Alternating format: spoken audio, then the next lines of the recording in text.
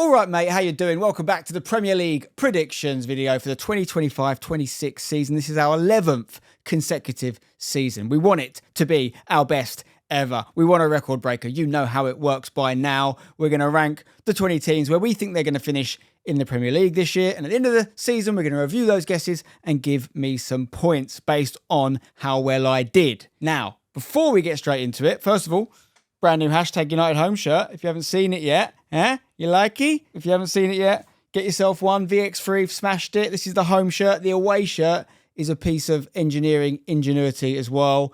So get involved and get up to speed with what's been going on at hashtag as well. If you don't know, we've done some pretty interesting things this summer. We've raised some money. We're going big next year, okay? Anyway, on with the predictions. Okay, now no surprises. Relegation zone. Listen, I hate doing this. It's very boring of me. But I think rather than blame me, we need to look at the football world in general. Because once again, I am going to say the three promoted teams are going to be the three relegated teams. And by the way, recently, that's been almost always right last few years. Like, there's just not a lot of differences there. It tends to be all three or at least two of the three. It's very hard to stay in the Premier League, guys. And we're not talking about small clubs here. Like, no disrespect to other clubs, but like when Luton, for example, came up a few years back, that was like a massive achievement. It was unlikely they were going to stay up. They'd been on the journey from the National League. It was incredible what they achieved. But we're talking about big teams coming up into the league here. But I'm looking at their business. And of course I could be wrong. But I'm looking at their business and I just can't see it. I cannot see them staying in the league. Now, of course, I am recording this before the transfer window is closed.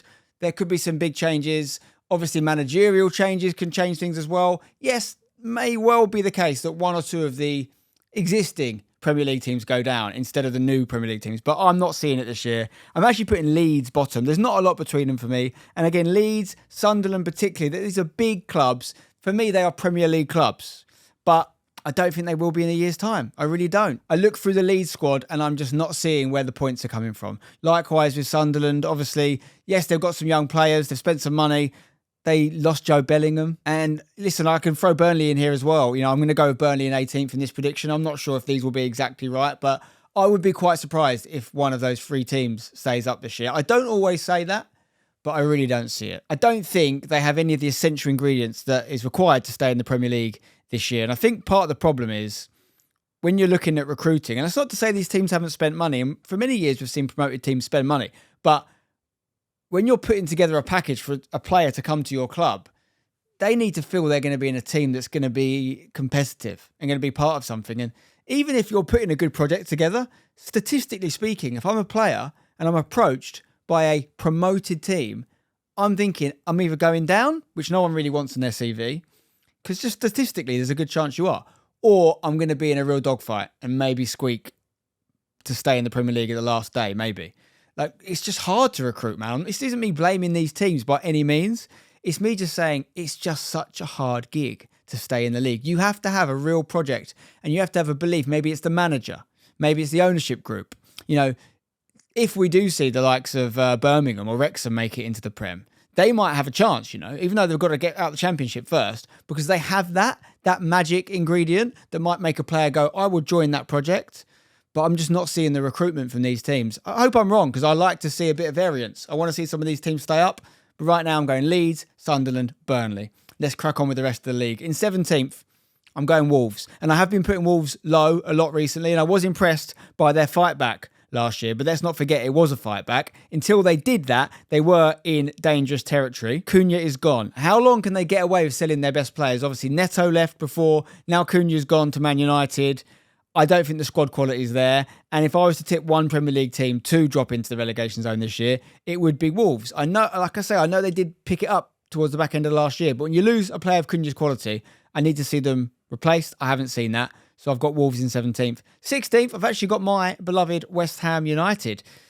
Now, I was going back and forth on this. Where should I put West Ham? And listen, we lost Kudus to Spurs, which, by the way, is disgusting. Like, it's one thing selling one of your best players, not our best player, but one of our best players. It's another thing selling them to Spurs. It can't be allowed, guys. How can it? You're telling me no one else wanted him? It's not like they offered us 100 mil for him. We didn't even make that much profit on him, really, considering certainly his first season with us. Like, I'm sure a lot of top clubs would have taken Kudus. You're telling me Arsenal wouldn't have taken Kudus over Madueke? Surely Nothing against Madueke. I'm not getting on the Madueke hate train. I don't agree with that. But for the amount of money they spent on him, surely it'd be worth the extra to get Kudus. And we would have rather sold to Arsenal. There must be other clubs that are in for him. I just think it's just very poor. And even if you allow that, he's gone to Spurs. What have we done with the money, realistically? We've got an interesting left-back in Diouf. Okay, we'll see how he does. We lost Antonio, which I think is probably the right decision. But again, Ings gone as well. We've brought Wilson in, which means we've now got Wilson and Fulkrug as our strikers. You could count Bowen as a striker as well. We might have to. Because between Fulkrug and Wilson, I don't know how many games you're going to get. You know, we've got some youngsters coming through, but I'm a little bit worried. I hope I'm wrong. I hope Potter does something decent, maybe gets one or two names in. There's names that have been associated with other clubs recently. They're the sort of people I'd like to see us associated with. Dewsbury Hall's gone to Everton. I would have loved him.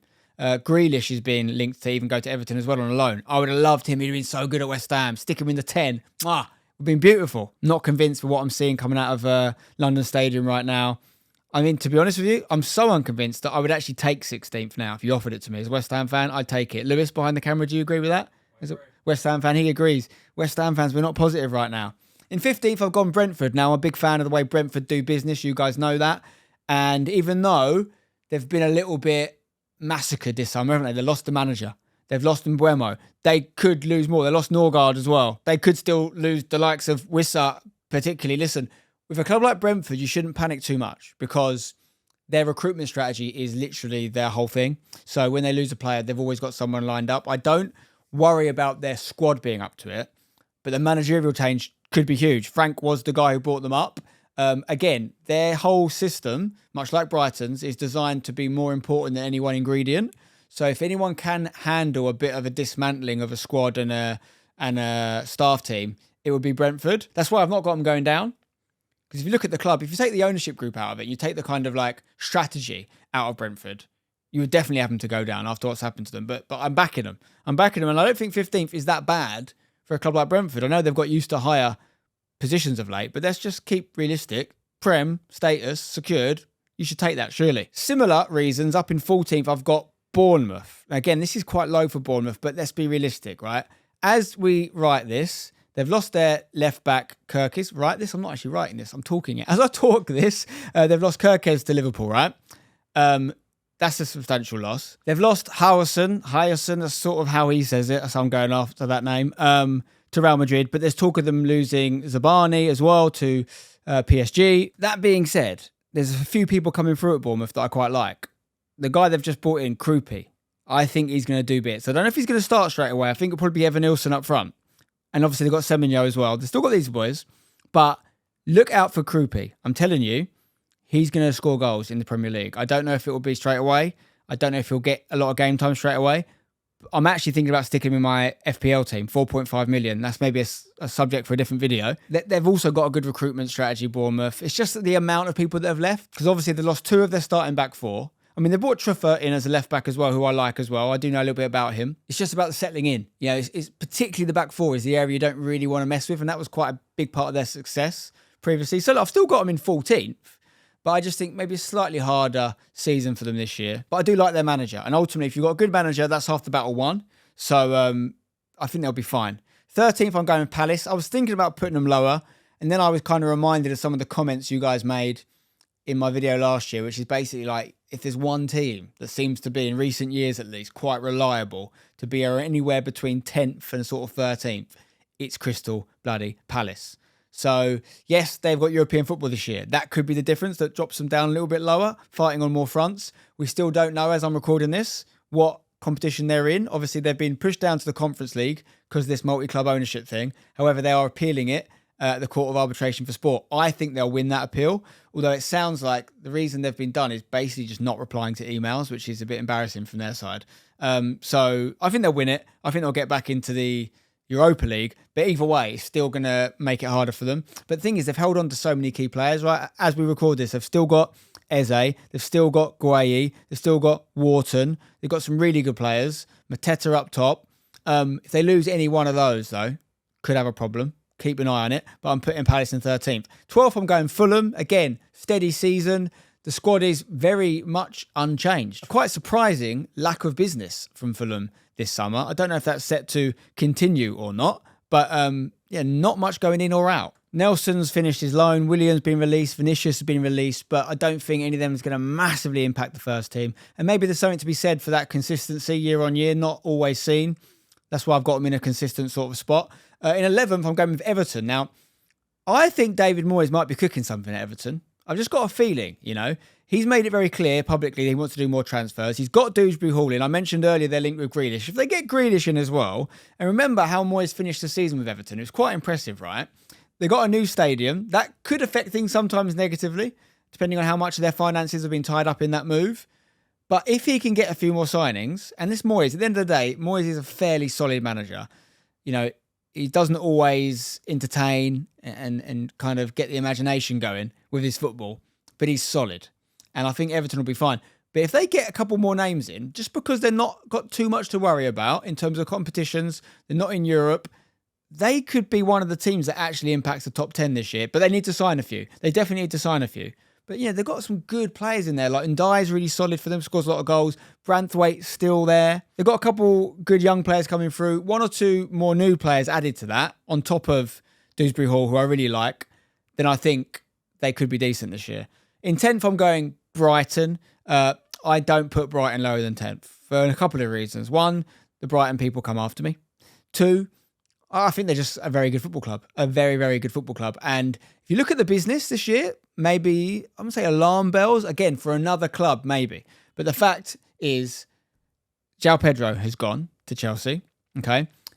Ferguson, who, by the way, has not lived up to the hype of earlier years and didn't do well for us on loan last year, has gone on loan to Roma. He's doing well at Roma by all accounts right now. But in terms of attacking talent, how much are they going to be relying on the likes of Danny Welbeck this year? There is a lot of links for Baleba to leave and go to Manchester United. Again, really nice, a really good young talent that's really hotly tipped and did a lot of good things last year.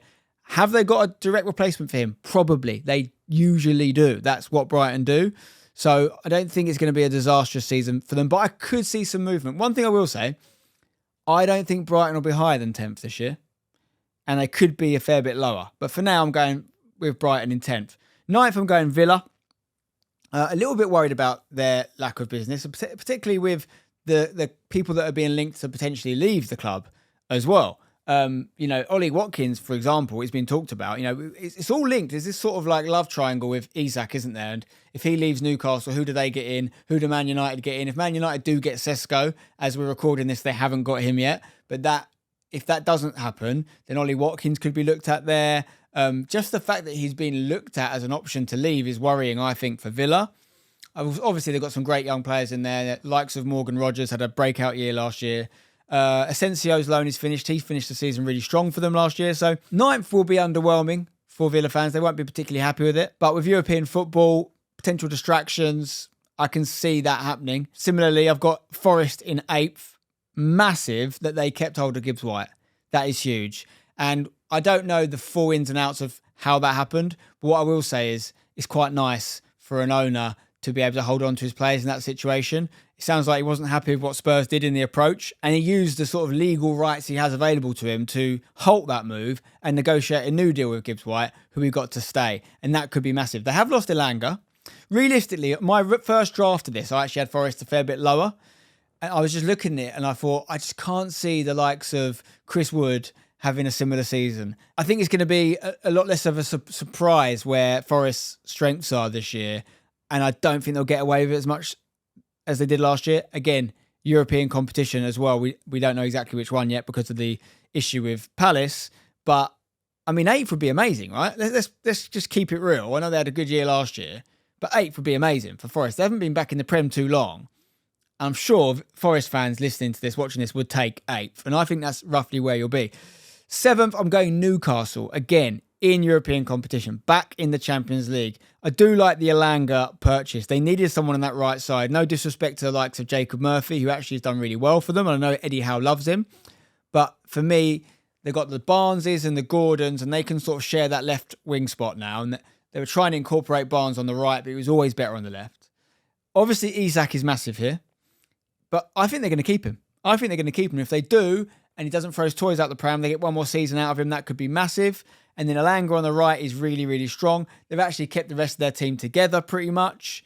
They've gone and bought Ramsdale, which obviously he's not got a great record in the Prem in terms of relegations, but if we take it back to that great season he did have with Arsenal, he has got it in him to be a very good Premier League goalkeeper, certainly in the right setup. And Newcastle a lot more tighter at the back than the likes of Southampton and Bournemouth and Sheffield United have been. So we'll see how that one progresses. Again, Newcastle fans probably won't be that happy with 7th, but back in the Champions League, you know, it's hard. It's hard to balance these things. And there's a lot of good clubs in this league. And this is where the prediction gets interesting, perhaps. And it shouldn't be interesting. These next 2 names shouldn't be interesting that I've put them in the top 6. It should be where they are, really.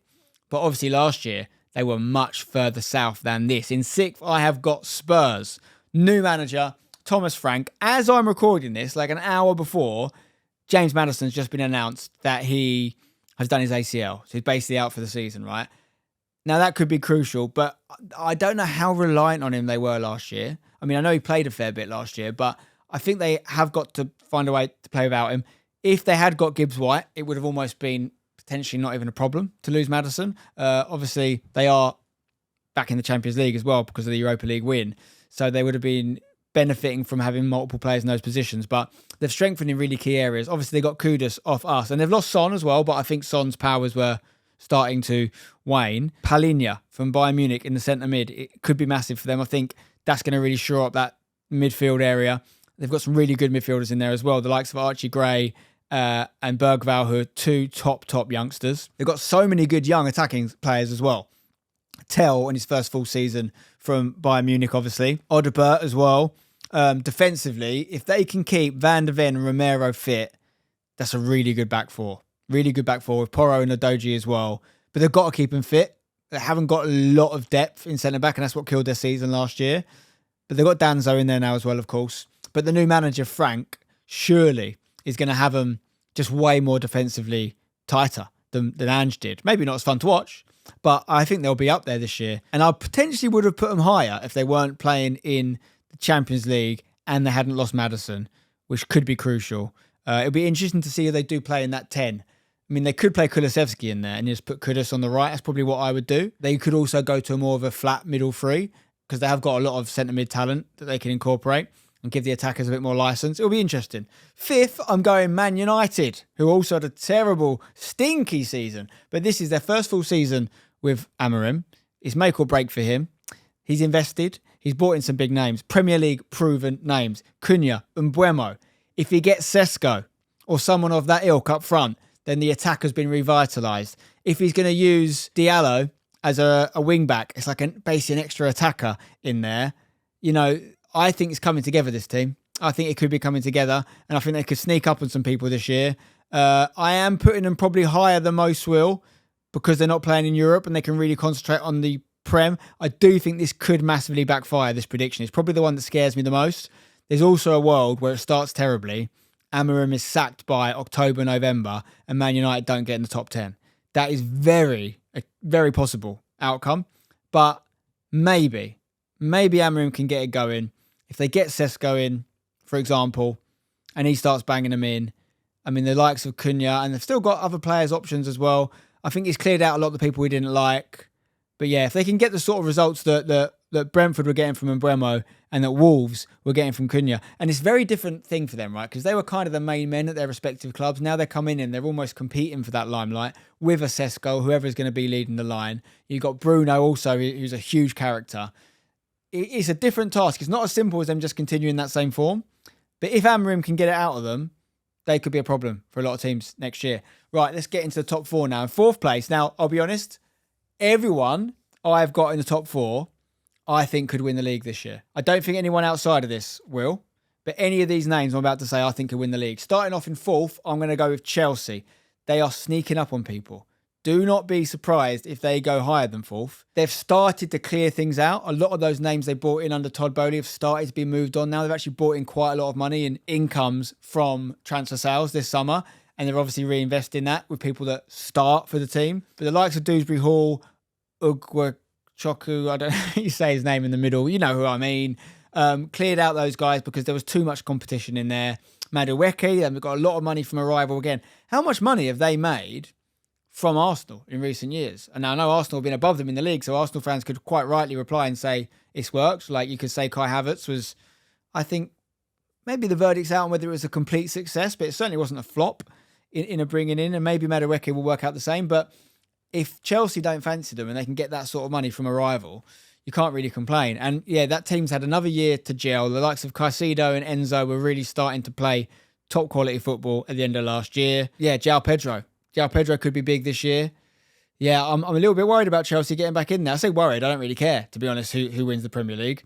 But I'm not alone that when they first started doing all their transfer business with Todd Boehly and just started throwing money at it, I wasn't a fan of that approach. I probably didn't want to see them succeed. But I actually think under Maresca, they've kind of changed identity a little bit.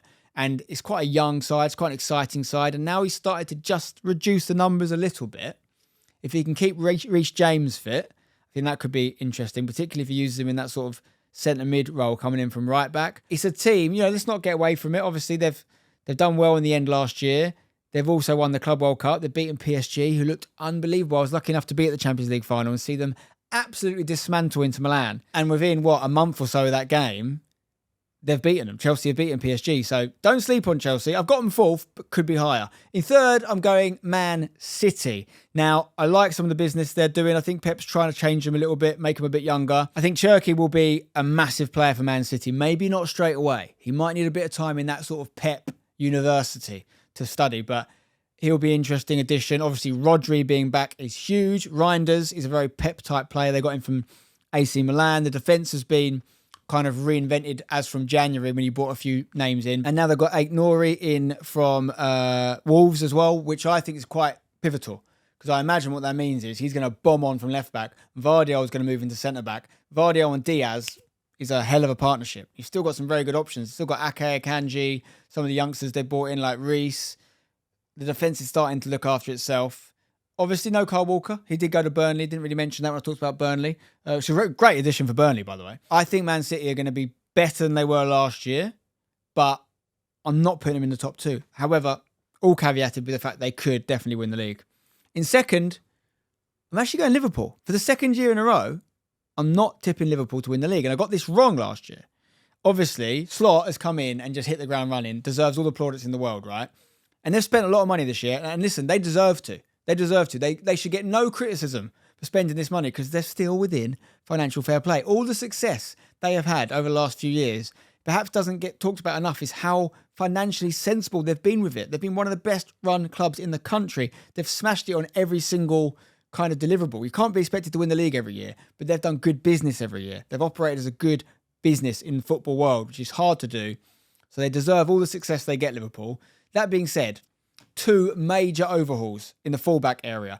Much needed, certainly in Robertson's case. I think that needed a refresh. Trent obviously made his decision. He's gone to Real Madrid.